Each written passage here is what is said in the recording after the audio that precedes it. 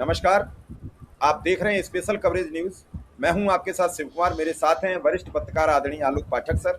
स्वागत और अभिनंदन। दरअसल बंगाल चुनाव खत्म होने के बाद एक सप्ताह जब बीता तो प्रधानमंत्री जी वापस अपनी भूमिका पर आए। इसका मतलब 2 महीने तक प्रधानमंत्री जी को ना तो देश की सुधि थी न विदेश के युद्ध की सुधि थी, क्योंकि आज ही आते उन्होंने कुछ ऐसे शब्द बोले हैं जो लग रहा है कि लॉकडाउन का आगाज, लॉकडाउन का अंदाज उन्होंने जनता के मध्य परोस दिया है।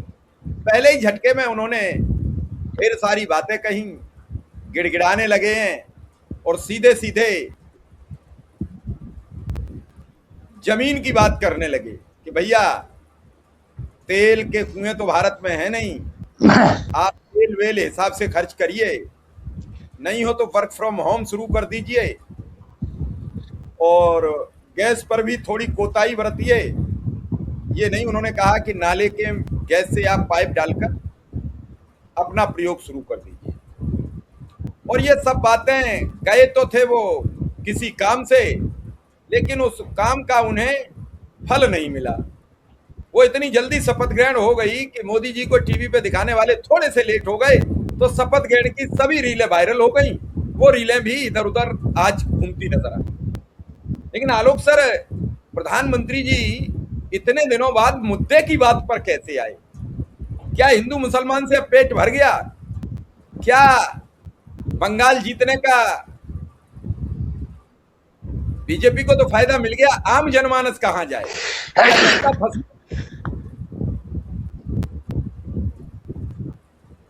आलोक सर। सर, एक चीज मैं चेक कर रहा था, क्योंकि आज मोदी जी ने बहुत सी बातें की और वो उसको मैं बताना चाह रहा था आपको, इसलिए 1 मिनट का समय ले रहा हूं। नहीं, आप सर ठीक आज कह रहे हैं जी। नहीं, मैं आपसे थोड़ी मदद मांगूंगा, आप मुझे बता दीजिएगा जी कि मोदी जी ने आज कहा कि पेट्रोल डीजल कम यूज कीजिए, सोना 1 साल तक मत खरीदिए, घर से काम कीजिए, वीडियो कॉन्फ्रेंसिंग कीजिए, क्योंकि पेट्रोल डीजल के कुएं भारत में नहीं है और पेट्रोल डीजल के दाम कई गुना बढ़ गए। धन्यवाद मोदी जी। 1 मार्च को जब ईरान और अमेरिका के बीच में युद्ध हुआ था, तब से पूरी दुनिया के देशों को पता था कि पेट्रोल डीजल के दाम बढ़े, लेकिन आपने पूरे 70 दिन तक मौन साधा रखा, क्योंकि आपको देश की जनता की चिंता नहीं थी। आपको बंगाल में भारतीय जनता पार्टी की सरकार बनानी थी और आसाम में सरकार बचानी थी।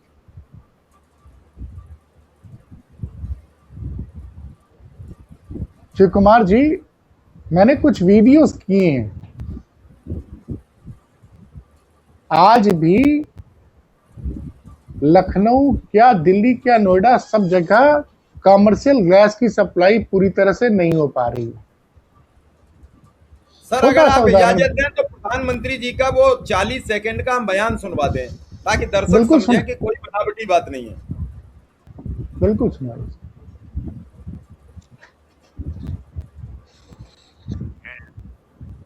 ऐसी चीजों का प्रयास कारण भारत इस बहुत बड़े वैश्विक ऊर्जा संकट का सामना कर रहा है।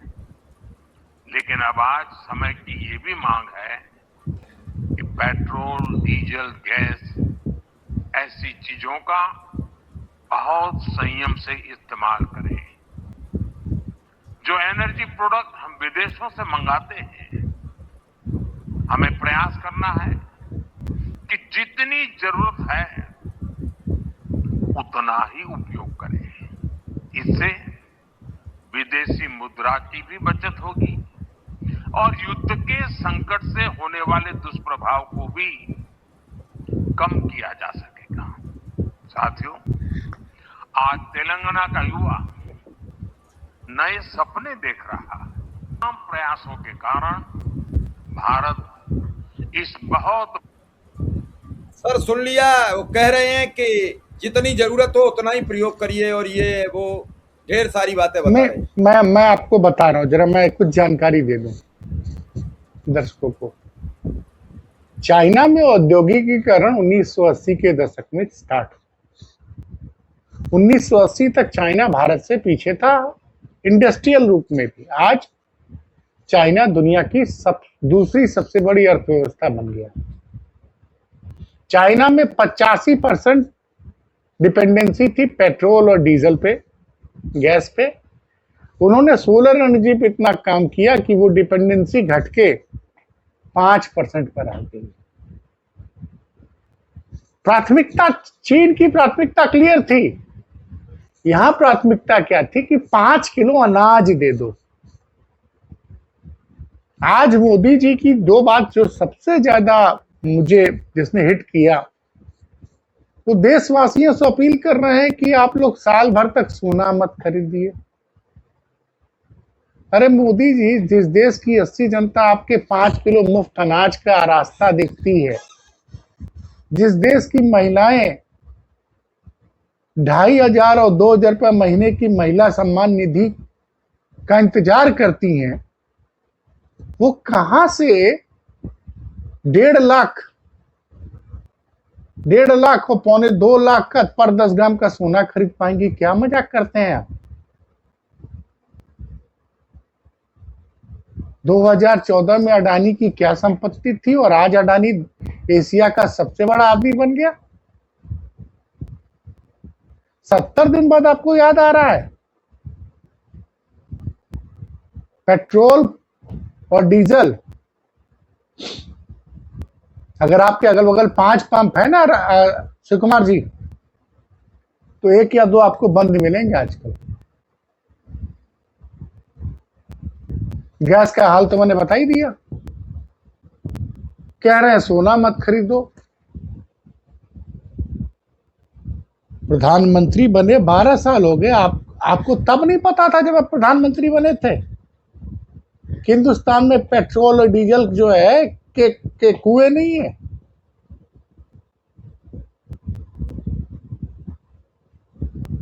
अब आप दाम बढ़ाने के पहले की भूमिका बना रहे हैं।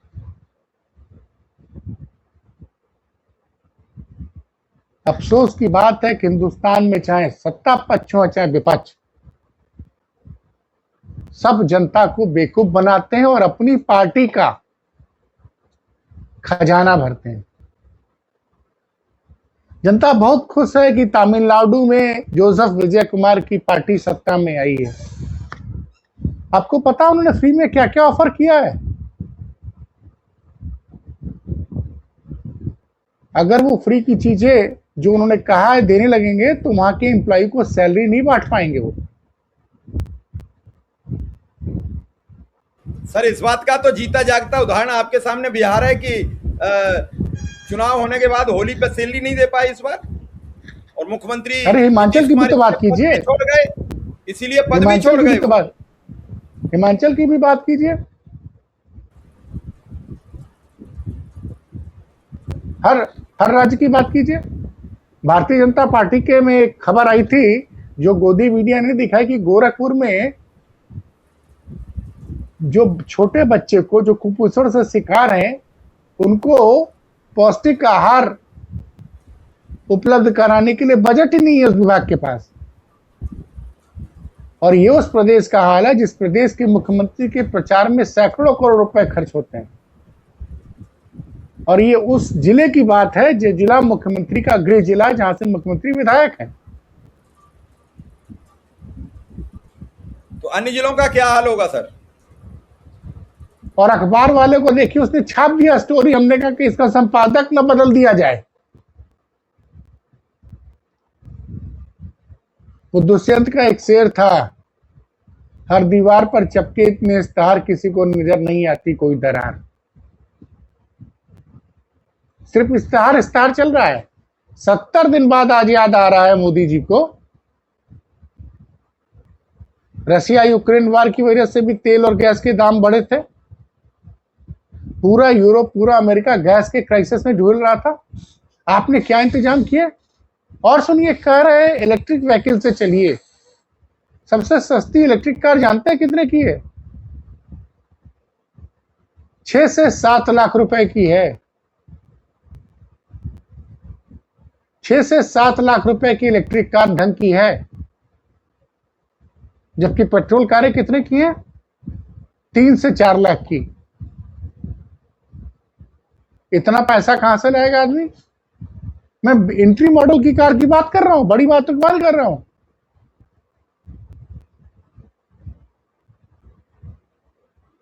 आप ट्रांसपोर्टेशन में इलेक्ट्रिक बसें चलाते, कितने शहरों में मेट्रो का विस्तार हुआ है? दिल्ली को छोड़ दिया जाए तो लखनऊ में तो एक मीटर मेट्रो का विस्तार नहीं हुआ पिछले 10 सालों में।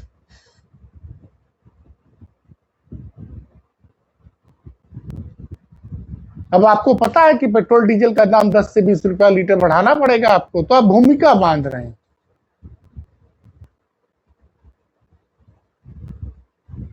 ये आपने इसलिए रोक रखा था कि आपको बंगाल में डर था कि 10-20 रुपया लीटर पेट्रोल डीजल का दाम बढ़ जाएगा, जनता नाराज हो जाएगी और हम चुनाव हार जाएंगे। मरीज की बीमारी को अगर डॉक्टर मरीज को समय रहते सही नहीं बताता है, तो मरीज के साथ क्या होता है सुकुमार जी? राम क्या नाम होता है? सत्य, राम नाम हाँ। सत्य। जिन्होंने देश को आर्थिक स्थिति तब क्यों नहीं बताई? आज 10 मई को आके बता रहे हैं। आज 10 मई को आके बता रहे हैं। लोगों का सोना बिक रहा है, खाने के लिए पैसा नहीं, लोग सोना बेच रहे हैं और कह रहे हैं कि सोना मत खरीदिए। हाथ जोड़ के रिक्वेस्ट कर रहे हैं। उत्तर प्रदेश में एक एक्सप्रेसवे का उद्घाटन किया नरेंद्र मोदी जी ने, गंगा एक्सप्रेसवे। मालूम है, उसमें उनके प्रिय मित्र अडानी जी ने ठेका लिया था। उस ठेके के लिए अडानी जी को बैंकों ने लोन दिया है 10,000 करोड़ का। उसका गारंटर जानते कौन है? उत्तर प्रदेश सरकार है। तो सर अगर पैसा डूबा तो उत्तर प्रदेश सरकार को भरना पड़ेगा, जो भी होगा, जैसे भी। मतलब अडानी को व्यापार करने के लिए पूंजी भी सरकार उपलब्ध करा रही है। और वो आप तो एटा के रहने वाले उस एक्सप्रेसवे से क्या विकास होगा, जरा मुझे बता दीजिए।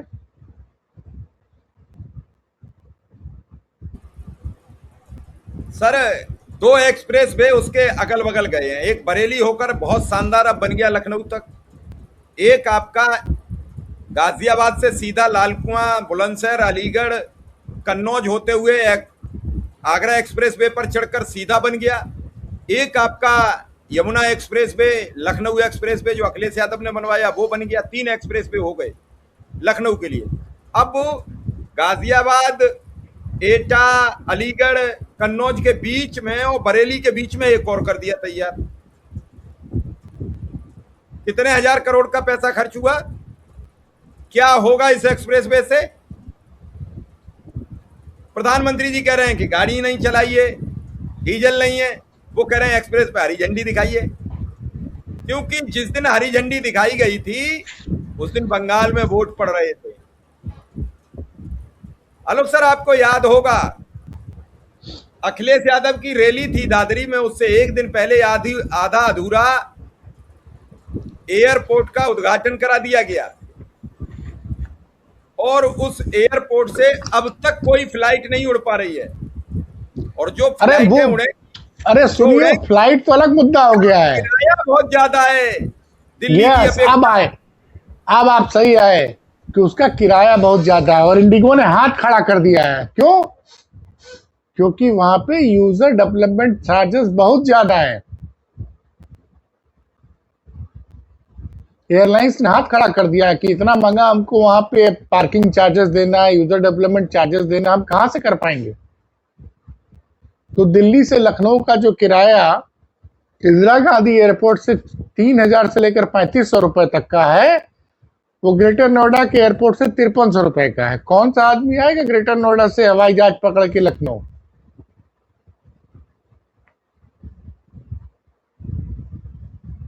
कौन सा आदमी आएगा भाई?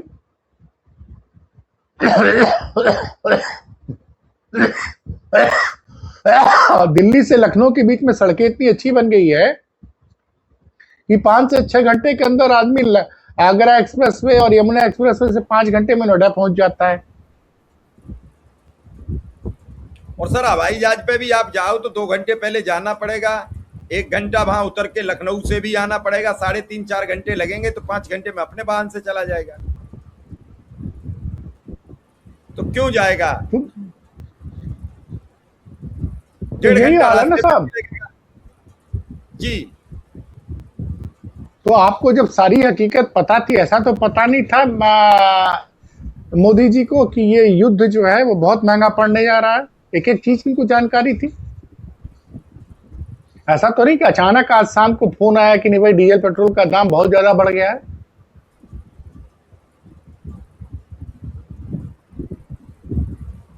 क्योंकि अब अगला चुनाव जो है ना वो मार्च में है।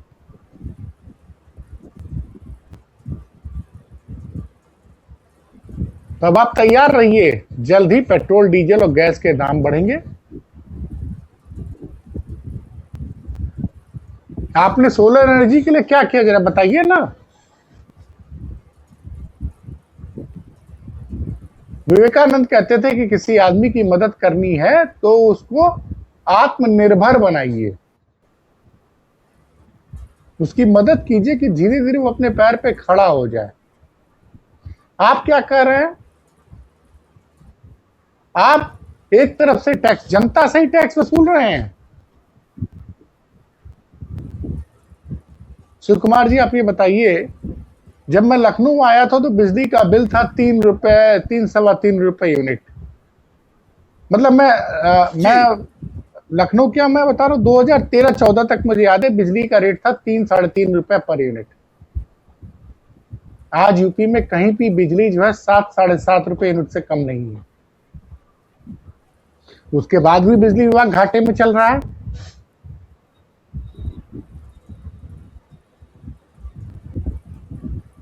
क्यों घाटे में चल रहा है? इलेक्ट्रिक व्हीकल खरीद लीजिए, चार्जिंग की व्यवस्था आपने करी ही नहीं है। दाम इतने ज्यादा है, कौन खरीदेगा भैया? यहां अगर कारें फाइनेंस ना हो तो बहुत से लोग कार नहीं खरीद पाएंगे।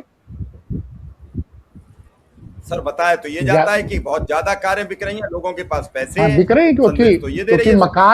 मकान आम आदमी की रीच के बाहर है। कोई भी मकान खरीदने जाएगा तो 25 लाख, 50 लाख, 1 करोड़, 2 करोड़ के तो फ्लैट मिल रहे हैं। कार 4-5 लाख की होती है, आदमी जाता है 2-3 हजार, 4 हजार रुपये, 5 हजार रुपये महीने की ईएमआई पे खरीद लेता है गाड़ी। 3-3.5 लाख रुपए की अल्टो आती होगी, 3 लाख रुपए फाइनेंस करा तो 5 हजार रुपये महीना किस्त होगी उसकी, 7 साल की लेता आता है। यहाँ तो जो 4 सीटर इलेक्ट्रिक कार उसकी स्टार्टिंग कीमत 6-6.5 लाख।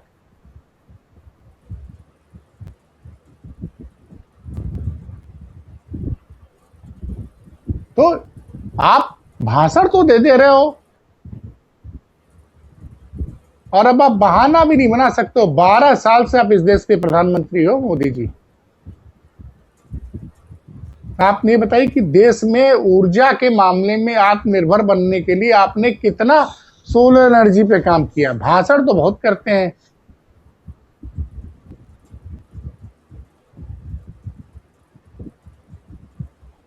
देश में अभी आप बाजार जाइए, हर चीज का दाम 20 से 25% बढ़ गया। एक कप चाय जो पहले एक आम आदमी 10 रुपए में पीता था वो 15 रुपए में मिलने लग गई। 10 रुपया वाला सर समोसा 15 का हो गया, 15 रुपया वाला ब्रेड पकौड़ा 25 का हो गया। और अभी जब घर के सिलेंडर का दाम बढ़ेगा 200 से 300, आमदनी लोगों की नहीं बढ़ रही है, खर्चे बढ़ते चला जा रहा है।